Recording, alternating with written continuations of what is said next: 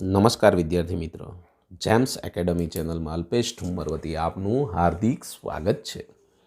ધોરણ 9 આજે આપણું નવું ચેપ્ટર સ્ટાર્ટ કરવા જઈ રહ્યા છીએ. પ્રકરણ 9 સમાંતર બાજુ ચતુષ્કોણ અને ત્રિકોણના ક્ષેત્રફળો બંનેનો સમન્વય ભણવાનો છે. 8મા ચેપ્ટરમાં આપણે ભણ્યા તો ખરા.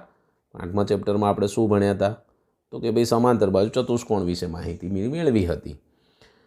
તો સૌપ્રથમ આપણે જોઈશું સમતલીય પ્રદેશ કોને કહેવાય. સમતલીય પ્રદેશ કોને કહેવાય? સૌપ્રથમ આપણે એનો અભ્યાસ કરીશું વિદ્યાર્થી મિત્રો. સમતલીય પ્રદેશ હું એકદમ સિમ્પલ ભાષામાં કહી શકું છું કે સરળ બંધ આકૃતિ દ્વારા ઘેરાયેલા સમતલ ભાગને તે આકૃતિનો સમતલીય પ્રદેશ કહેવામાં આવે છે. શું કીધું? બંધ આકૃતિ. સાહેબ જોઈએ આપણે એક બંધ આકૃતિ લઈએ, એકદમ સિમ્પલ ને સાદી, અને તમને સમજાવીએ કે મારી પાસે ધારો કે એક આ બંધ આકૃતિ છે. બરોબર, સિમ્પલ સાદી બંધ આકૃતિ છે વિદ્યાર્થી મિત્ર, તમે જોઈ શકો છો. શું કીધું? સરળ બંધ આકૃતિ દ્વારા ઘેરાતું સમતલ. જો આ હું જે લીટા કરી રહ્યો છું ને એ ઘેરાયેલું સમતલ કહેવાય, એટલે આખું ઘેરાયેલું સમતલ કહેવાય. તો આ જે ઘેરાયેલું સમતલના ભાગને આકૃતિનો શું કહેવામાં આવે છે? સમતલીય પ્રદેશ. फिर से एक बार, સરળ બંધ આકૃતિ દ્વારા ઘેરાયેલા સમતલ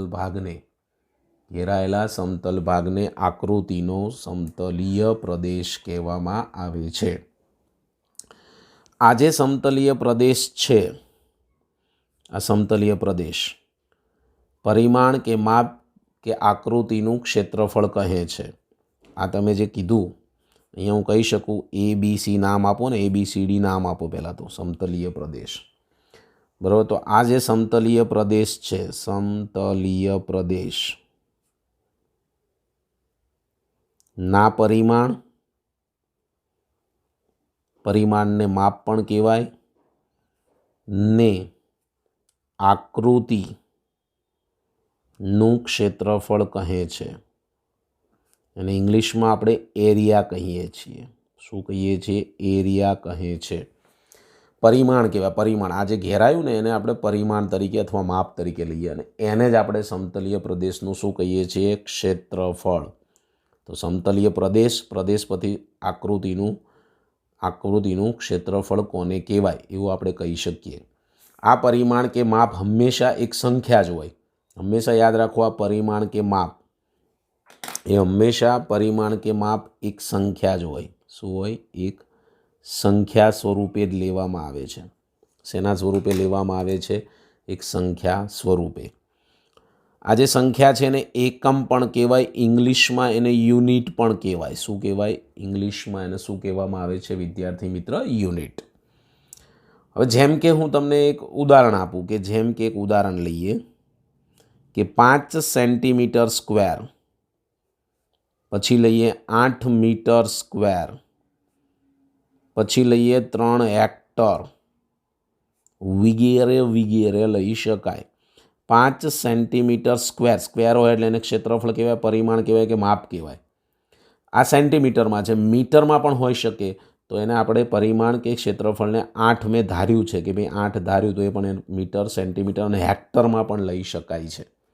તમને ઈચ્છા હોય તેમાં લઈ શકાય. તો મેં એમ કીધું કે એક સંખ્યા, તો આવી એક સંખ્યા હોય. હંમેશા યાદ રાખવાનું કે આવા પ્રકારની એક સંખ્યા તમને આપેલી હોય. પ્રકરણ 7માં આપણે એક અભ્યાસ કરી ચૂક્યા છીએ, એ જ પ્રમાણે આગળ વધીશું. હવે થોડા કે હું અહીંયા 2 આકૃતિ ડ્રો કરું છું. હવે સમજો, ખાસ સમજવાનું છે. મેન વસ્તુ એ છે કે સમજો કે મેં અહીંયા 2 આકૃતિ ડ્રો કરી.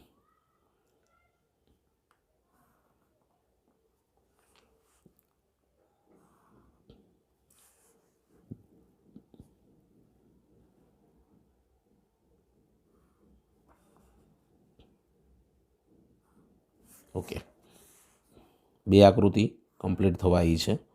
બંનેને આપણે નામ આપી દઈશું.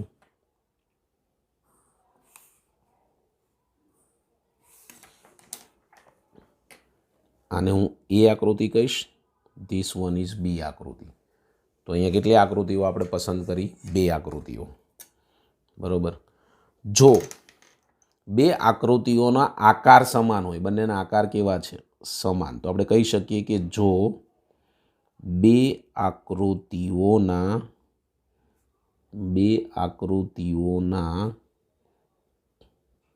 આકાર સમાન હોય અને તેમના માપ પણ સમાન હોય તો તે બે આકૃતિઓ એકરૂપ કહેવાય. મેં તમને અહીંયા એક નવું ભણાવ્યું. શું ભણાવ્યું? કે એકરૂપ આકૃતિઓ કોને કહે છે? શું અભ્યાસ કરાયો મેં તમને? એકરૂપ આકૃતિ. તો આ બે આકૃતિ સમાન છે, એટલે જે બે આકૃતિઓના આકાર સરખા હોય, આકાર સરખા છે, સમાન, અને માપ પણ સમાન હોવા જોઈએ. આના માપ પણ કેવા હોવા જોઈએ? બેના સમાન. તો એને આપણે શું કહીશું? આ બે આકૃતિને શું કહીશું? એકરૂપ આકૃતિ કહેવામાં આવે છે. આની તમે સરસ મજાની એક પ્રવૃત્તિ પણ કરી શકો છો. મેં અહીંયા બે આકૃતિ સમાન જ છે, માપ બી સરખા જ લીધા છે, એવું તમારે સમજીને ચાલવાનું રહેશે. વિદ્યાર્થી મિત્ર, તમારે એક સરસ મજાની આવી એક આકૃતિ કાપી લેવાની કરે પ્રવૃત્તિ. આ તમારે હોમવર્કમાં પ્રવૃત્તિ કરવાની. એક આકૃતિ કાપી લો, એને જ બીજા કાગળ ઉપર પેન્સિલ વડે ડ્રો કરીને કાપી લો. બંને એકબીજા સાથે બંધ બેસે છે? તો કે ભાઈ હા, જો બંધ બેસે, બંને બંધ બેસે તો જ આપણે એને કહી શકીએ એકરૂપ આકૃતિઓ, કારણ કે એના માપ બી સમાન થયા અને બંનેની આકાર પણ સમાન થાય છે. ત્યાર પછી આપણે એની અંદર જ એક અભ્યાસ કરીએ છીએ કે જો આ બંને આકૃતિઓ એ અને બી એકરૂપ હોય, એટલે ઉપરની વાત કરું છું, આ બે આકૃતિઓ કેવી હોય? એકરૂપ હોય, તો તેમના ક્ષેત્રફળ પણ ચોક્કસ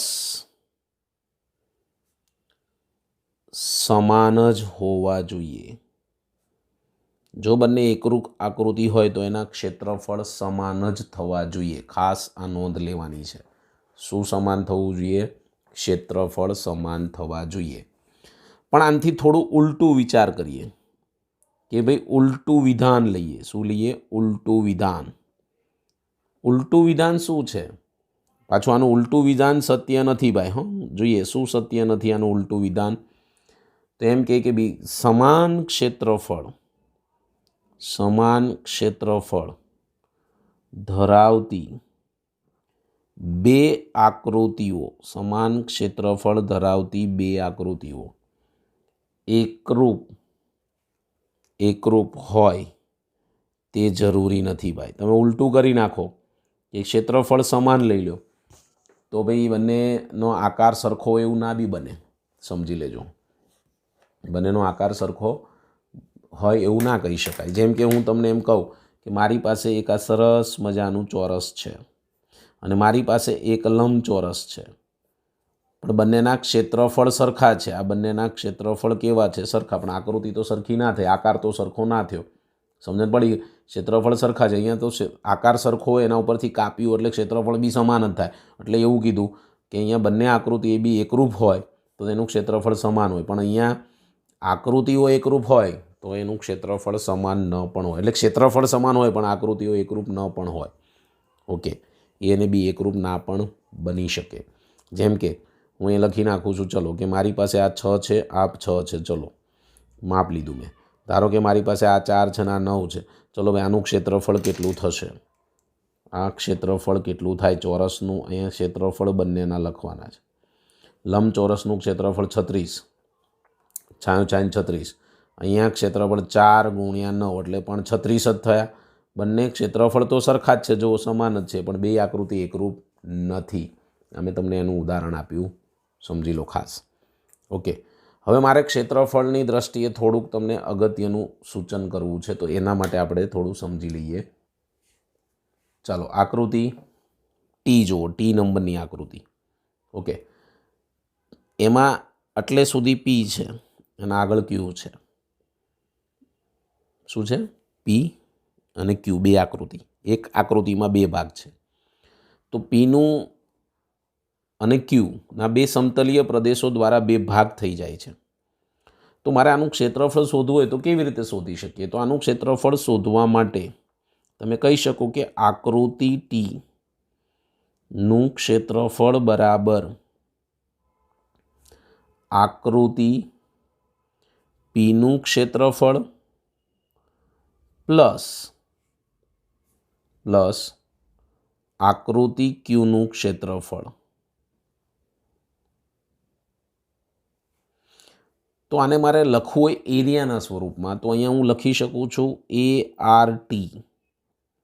આ AR એટલે ક્ષેત્રફળ જ કહેવાય, ક્ષેત્રફળનું ઇંગ્લિશ એરિયા. એરિયા ઉપરથી આપણે શોર્ટકટમાં AR અને T સામે લખાય ARP અને પ્લસ ARQ, આવું આપણે લખી શકીએ છીએ. તો બંનેનો શું થયો? અહીંયા સરવાળો જ થયો ભાઈ. ઓકે, તો આના ઉપરથી તમને બે બાબતો મળશે, બે ગુણધર્મ મળશે. શેના માટે? તો કે ભાઈ બે ગુણધર્મ, આ સમતલીય ક્ષેત્રફળ ઉપરથી બે ગુણધર્મ ધરાવતી એક સંખ્યા છે. શું છે પહેલો ગુણધર્મ? ધ ફર્સ્ટ ગુણધર્મ ઇઝ, કે પહેલો ગુણધર્મ શું કહેવા માંગે છે કે જો A અને B એકરૂપ આકૃતિઓ હોય તો લખવો જ શું લખાય? હમણાં જ શીખવાડ્યું, એરિયા ઓફ A બરાબર એરિયા ઓફ B. આ રીતે પણ વંચાય, આ સંકેતમાં લખ્યું એવું કહેવાય. અને બીજા આકૃતિમાં વાત કરીએ તો મેં હમણાં ઉપર લખેલું છે જ કે ભાઈ બે પ્રદેશો છે, બંનેનું કુલ ક્ષેત્રફળ શોધવું હોય તો એ એરિયા ઓફ ટી, આ બીજી આપણે લખેલું છે area of P plus area of Q, આનો બીજો ગુણધર્મ થાય. આ રીતે આપણે કહી શકીએ છીએ. કમ્પ્લીટ આ રીતે સમજી શકાય.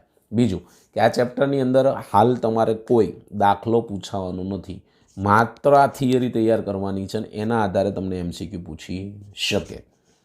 ઓકે, માત્ર શું કરવાનું છે તમારે? માત્ર ને માત્ર આની થિયરી જ કરવાની છે. આના કોઈ દાખલા તમને પૂછાવાના નથી. ચાલો, 9.2 એટલે પહેલું હતું 9.1, એનો આપણે પ્રસ્તાવના કહેવાય. એક જ પાયા ઉપર, એટલે એક જ પાયો હોય, પાયા ઉપર અને સમાંતર રેખાઓ વચ્ચેની આકૃતિઓ સમજવાની છે.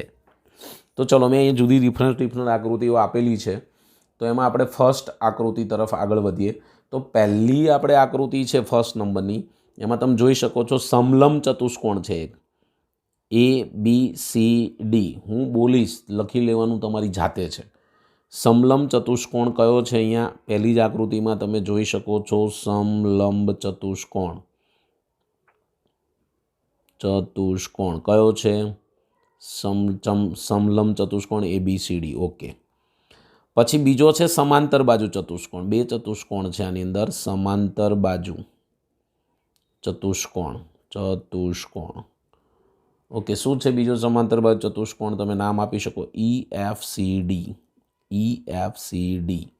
બંનેમાં સામાન્ય ભુજા કઈ છે? બંનેમાં સામાન્ય હોય એવી DC.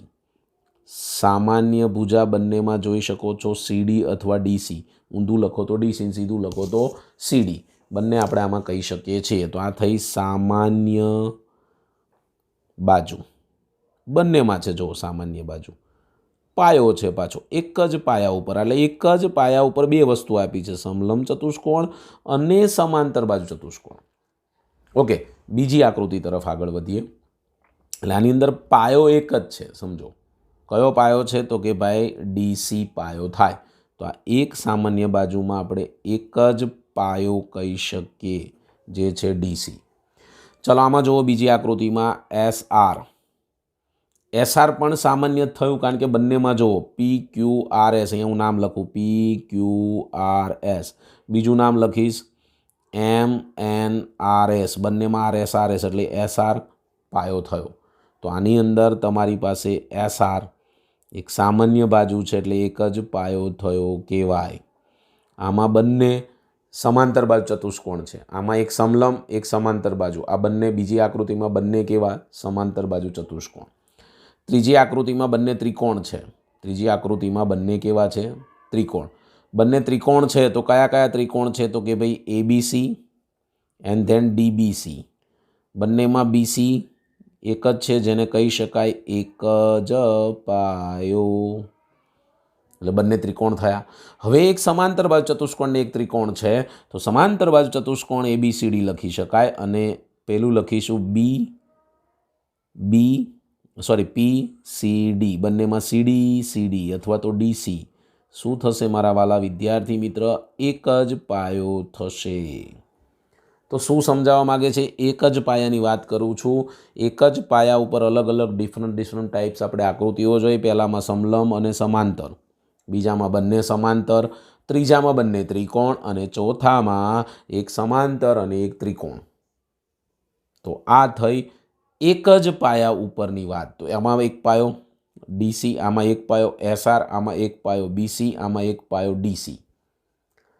આના આધારે તમારે સમાંતર રેખાઓ વચ્ચેની આકૃતિઓ જોવી. તો આ જ આકૃતિમાં થોડું મોડિફિકેશન આપણે કરીશું અને તમે એનો અભ્યાસ મેળવી શકશો.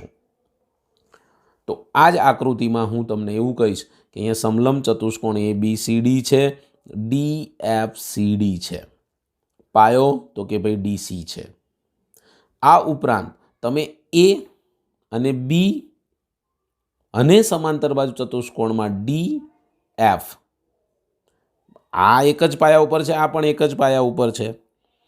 તો હું અહીંથી એક સમાંતર રેખા દોરી દઉં, સમાંતર રેખા. તો એની ઉપર કઈ કઈ વસ્તુ આવશે? ABEF, બધા જ શિરોબિંદુ આવી જશે. તો AF, આની અંદર હું લખી શકું AF. શું લખી શકું? રેખા. સમાંતર રેખા કહી શકું. સમાંતર રેખાનો અભ્યાસ કરવો તો આમાં કઈ કહેવાય? AF રેખા સમાંતર થશે. કઈ રેખા સમાંતર થશે? AF. કઈ રેખા સમાંતર થશે? AF. ચલો હવે આમાં કઈ રીતે થશે? તો આ આકૃતિમાં તમારે થોડુંક મોડિફિકેશન કરવું પડે વિદ્યાર્થી મિત્ર, એમનેમ ના થાય. એટલે કે તમારા MN છે એ MN બાજુને આગળ લંબાવી દેવાની. આ રીતે લાલ પેનથી હું દોરું છું, આ લાલ પેનથી, અને આ કાઢી નાખવાની MN અહીંયા આવી જશે. હવે જુઓ M અને N. ઓકે, તો શું થઈ ગયું? જુઓ કઈ સમાંતર રેખા થઈ ગઈ? PN રેખા. તો આની અંદર સમાંતર રેખા કઈ આવ્યા? સમાંતર રેખાઓ કઈ થશે? PN. સેમ એવું અહીંયા પણ A અને D, એ તો મેં એ રીતે દોર્યું જ છે એટલે A અને D જોડી દો. તો આમાં સમાંતર રેખા AD. આમાં તમારે આ P બિંદુને અહીંયા લંબાવી દેવાનો. બીજી આકૃતિ જ્યારે દોરો ત્યારે આ રીતે લાલ પેનથી હું દોરીને સમજાવું છું વિદ્યાર્થી મિત્ર. આ P બિંદુ જોડી દો તો શું થઈ જશે? આમાં AP સમાંતર રેખા થશે. તો એક જ પાયો DC, SR, BC અને DC. હવે મેં કીધું સમાંતર રેખા, તો આમાં AF સમાંતર રેખા, બીજી આકૃતિમાં PN સમાંતર રેખા, પછી AD સમાંતર રેખા. એ બિંદુઓ જોડવાના છે, લાલ પેનથી બતાવ્યું એ. અને AP સમાંતર રેખા થશે. તો આના ઉપરથી કહી શકાય કે જ્યારે બે આકૃતિઓનો પાયો સામાન્ય હોય અને દરેક આકૃતિના સામાન્ય પાયાની સામેના શિરોબિંદુ પાયાને સમાંતર હોય, આ શિરોબિંદુ પાયાને સમાંતર હોય, તો કોઈ એક રેખા પર આવેલા હોય ત્યારે બે આકૃતિઓ એક જ પાયા ઉપર અને સમાંતર રેખાઓની આકૃતિની જોડ તરીકે લેવામાં આવે છે. આની ખાસ તમારે નોંધ લેવાની છે. ફરી વખત તમને એની વ્યાખ્યા કહું છું કે જ્યારે બે આકૃતિઓ, આ બે આકૃતિ બધામાં બે છે, એકમાં સમજાવું ખાલી. ઓકે, બે આકૃતિઓનો પાયો સામાન્ય હોય, જ્યારે બે આકૃતિઓનો પાયો સામાન્ય હોય અને દરેક આકૃતિ, એટલે બંને આકૃતિ સામાન્ય પાયાની સામેના શિરોબિંદુઓ પાયાને સમાંતર હોય. જો આ પાયો છે એને જ સમાંતર છે, સમાંતર કોઈ એક રેખા પર આવેલા હોય. મેં રેખા દોરી, કઈ રેખા દોરી? AF. તો આની સામેના શિરોબિંદુ એક જ રેખા ઉપર આવેલા છે. કયા કયા શિરોબિંદુ? A, B, E, F એક જ રેખા ઉપર આવેલા હોય ત્યારે તે બે આકૃતિ, એટલે આ બે આકૃતિઓ એક જ પાયા પર અને સમાંતર રેખાઓની એક જોડની રેખાઓ વચ્ચે આવેલી છે તેમ કહેવાય. એક જ જોડની રેખાઓ વચ્ચે આવેલી છે તેમ કહેવાય. તો વિદ્યાર્થી મિત્ર, આને સરસ મજાની નોટમાં ઉતારી નાખવાનું છે. 9 પોઈન્ટ સ્વાધ્યાય 9.1 પહેલાંની એક કમ્પ્લીટ સમજૂતી મેં તમને આપી છે. આના પછીની સમજૂતી આના પછીના વિડીયોમાં જોઈશું, કારણ કે એક જ સાથે હું બધું સમજાવીશ તો તમારે ઓવરલોડેડ થઈ જશે. એટલે આપણે હવેની સમજૂતી, આના પછીની સમજૂતી આના પછીના વિડીયોમાં આપણે મેળવીશું. ઓકે.